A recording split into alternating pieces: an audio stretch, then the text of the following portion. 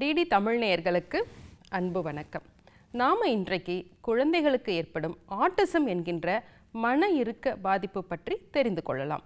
இந்த பாதிப்பை தெரிந்து கொள்வதற்கு முன்னால் குழந்தைகளின் வளர்ச்சி படிநிலைகளை சற்றே பார்ப்போம். ஒவ்வொரு குழந்தையும் பிறந்தவுடன் பல படிக்கட்டுகளாக அதனுடைய வளர்ச்சியை நம்ம அளவிடுகிறோம். எடுத்துக்காட்டாக கிராஸ் மோட்டார், ஃபைன் மோட்டார். அதாவது ஒரு குழந்தை பிறந்தவுடன் அவங்க கழுத்து நிற்கணும், அதுக்கப்புறம் ஒரு வயசில் அவங்க உட்காரணும், நடக்கணும், இப்படியெல்லாம் இருக்கிறது கிராஸ் மோட்டார்ஸ் அப்படின்னு சொல்லுவோம். விரல்களை கொண்டு அவங்க சின்ன சின்ன வேலைகளை செய்கிறது, எண்ணுவது, இது எல்லாமே ஃபைன் மோட்டார்ஸ் அப்படின்னு சொல்லுவோம். இந்த வகையான இந்த மோட்டார் ஆக்டிவிட்டியெல்லாம் இந்த ஆட்டிசம் குழந்தைகளில் சீராக இருக்கும். ஆனால் சில இடங்களில் சிக்கல் ஏற்படும். அது என்னன்றது பார்ப்போம். ஒரு பேச்சுத்திறன் அப்படிங்கிறது நம்மக்கிட்ட இருந்து தான் குழந்தைங்க கற்றுக்கிறாங்க. அப்போ நீங்கள் இந்த குழந்தைங்களை பார்த்தீங்கன்னா ஒரு 9 மாதத்தில் 1-2 சொற்களையோ அல்லது 1-2 வார்த்தைகளோ இந்த குழந்தைகள் பேசணும். எடுத்துக்காட்டாக மாமா அப்படின்னு சொல்கிறது, இந்த மாதிரியான சொற்கள் அவங்களால பேச முடியாது.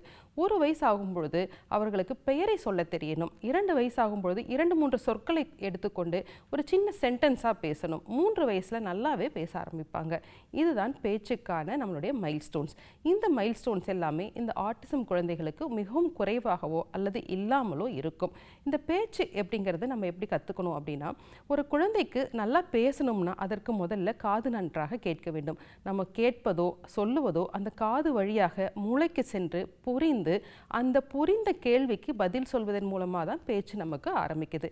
நிறைய குழந்தைங்களை பார்த்தீங்கன்னா இந்த மாதிரியான பிரச்சனைகள் இருக்கும். ஆனால் அது ஆட்டிசமா இல்லையான்றதை எப்படி வேறுபடுத்தி காண்பது அப்படின்னா, சில குழந்தைகள் எஸ்பெஷலி சில ஆண் குழந்தைகளுக்கு நம்ம கேட்கும்போது திரும்பி பார்ப்பாங்க, சொல்லுவது புரியும், ஆனால் அவங்களால பதில் சொல்ல முடியாது. இது எக்ஸ்பிரசிவ் ஸ்பீச் அப்படின்னு சொல்லுவாங்க. இது ஒரு பெரிய பாதிப்பே கிடையாது. இது நாளடைவில் சரியாயிரும். நிறைய ஆண் குழந்தைகளுக்கு இந்த மாதிரி இருக்குது.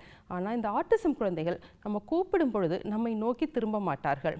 அவர்களுக்கு காது கேட்கும், ஆனால் நம் கேட்கின்ற கேள்வி அவர்களுக்கு புரிந்து பதிலாக வெளியே வருவதில்லை. இதுதான் ஆட்டிசத்துக்கான முதல் அறிகுறி. நிறைய பிரச்சனைகள் இந்த ஆட்டிசத்தில் இருந்தாலும் ஒரு 10 விஷயங்களை நம்ம கவனித்து பார்த்தோன்னா இந்த குழந்தைக்கு ஆட்டிசம் வரக்கூடிய பாதிப்பு இருக்கா அல்லது ஆட்டிசத்தினால் பாதிச்சிருக்காங்களா அப்படிங்கிறத நம்ம தெரிஞ்சு கொள்ளலாம். எடுத்துக்காட்டாக அந்த 10ல் முதலாவது பார்த்தோம்னா சோஷியல் ஸ்மைல் அப்படின்னு சொல்லுவோம். பொதுவாகவே நம்ம குழந்தைகளை பார்த்தா டக்குன்னு அந்த குழந்தை சிரிக்கும், நம்ம கண்ணை நோக்கி பார்க்கும். இதுக்கு பேர் சோஷியல் ஸ்மைல். இந்த சோஷியல் ஸ்மைல் இந்த ஆட்டிசம் குழந்தைகளுக்கு இருக்காது. ரெண்டாவது பார்த்தீங்கன்னா தானாகவே சிரித்தல், ஸ்பான்டேனியஸ் ஸ்மைல் அப்படின்னு சொல்லுவோம். சில குழந்தைகள் பார்த்தீங்கன்னா விட்டத்தை நோக்கி தானாகவே சிரிக்கும். இது எல்லா குழந்தைகளுக்குமே இருக்கும். ஆனால் இந்த ஆட்டிசம் குழந்தைகளுக்கு இது சற்றே அதிகமாக இருக்கும். மூன்றாவது பார்த்தீங்கன்னா நம்மளுடைய ஐ கான்டாக்ட் அப்படின்னு சொல்லுவோம். நம்ம குழந்தையை பார்த்தோம்னா அந்த குழந்தையும் நம்மளை நோக்கி பார்க்கும். இதுக்கு பேர் தான் ஐ கான்டாக்ட். இந்த ஐ கான்டாக்ட் இந்த ஆட்டிசம் குழந்தைகளுக்கு இல்லாமல் இருக்கும் அல்லது மிகவும் மிகவும் குறைவாக இருக்கும். திருப்பி இன்னொரு விஷயம் பார்த்தோம்னா இந்த குழந்தைகள் எப்பவுமே தனியாக இருக்க தான் விரும்புவாங்க. தனியாக பொம்மைகளை வச்சு விளையாடிட்டு இருப்பாங்க. தன்னுடைய பொம்மைகளை மற்றவர்களுக்கு பகிர்ந்து கொள்ள மாட்டாங்க. இதுதான் சோஷியல் ஆக்டிவிட்டியில் அவங்களுக்கு ரொம்ப ரொம்ப குறைவாக இருக்கும். மற்ற குழந்தைகளோட விளையாடும் தன்மையை அவங்க விரும்ப மாட்டாங்க. இந்த மாதிரி ஏதேனும் அறிகுறிகள் இருந்தால் அவர்களுக்கு ஆட்டிசத்துக்குடைய பாதிப்புகள் வரக்கூடிய வாய்ப்பு அதிகமாக இருக்குது.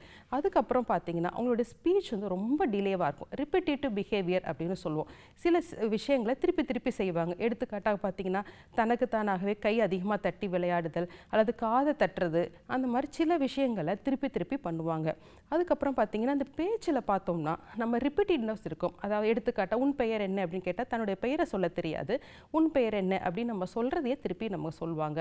இதுக்கு பேர் தான் ரிப்பீட்டேட்டிவ் ஸ்பீச். இந்த மாதிரியான விஷயங்களும் இருக்கும். இது எல்லாம் சொல்லும்போது நம்ம எல்லாருக்குமே ஒரு பயம் இருக்கும். என்னடா நம்ம குழந்தைகளுக்கும் அது இருக்கே அப்படின்னு. எல்லா குழந்தைகளுக்கும் இந்த அறிகுறிகள் இருந்தாலும் ஆனால் அது ஏதோ ஒரு சில நேரங்களில் மட்டும்தான் அந்த மாதிரியான விஷயங்கள் இருக்கும். ஆனால் ஆட்டிசம் பாதிக்கப்பட்ட குழந்தைகளுக்கு எல்லா நேரங்களிலும் இது அதிகமாக காணப்படும்.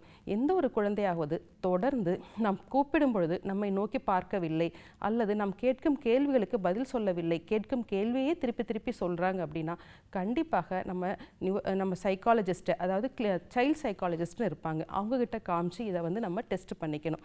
சரி, இதை நம்ம எப்படி அணுகணும் அப்படின்னா முதல்ல ஆட்டிசம் என்பது ஒரு மூளை சார்ந்த நோய் கிடையாது. மூளையின் செயல்திறன் பாதிப்பு அப்படிங்கிறத நம்ம புரிஞ்சுக்கணும். இது வந்து ஒரு நோய் கிடையாது. மூளையிலிருந்து வருகின்ற செயல்கள் தாமதப்பட்டு இருக்கலாம் அல்லது தடைப்பட்டு இருக்கலாம். ஆகவே எப்பொழுது ஆட்டிசம் நம்ம தெரிஞ்சுக்கிறோமோ உடனே அதற்கான தெரப்பியை வந்து நம்ம ஆரம்பிக்கும் பொழுது இன்றைய குழந்தைகள் நல்லா வளர்வதற்கும் டுவர்ட்ஸ் நார்மல் சைல்டு கொண்டு வரதுக்கும் அதிகமான வாய்ப்பு இருக்குது. சரி நேயர்களே, இன்றைக்கு ஆட்டிசம் பற்றி நாம் தெரிந்து கொண்டும் அதற்கான ஆயுர்வேத சிகிச்சை முறைகளை அடுத்த நிகழ்ச்சியில் சந்திக்கலாம். நன்றி.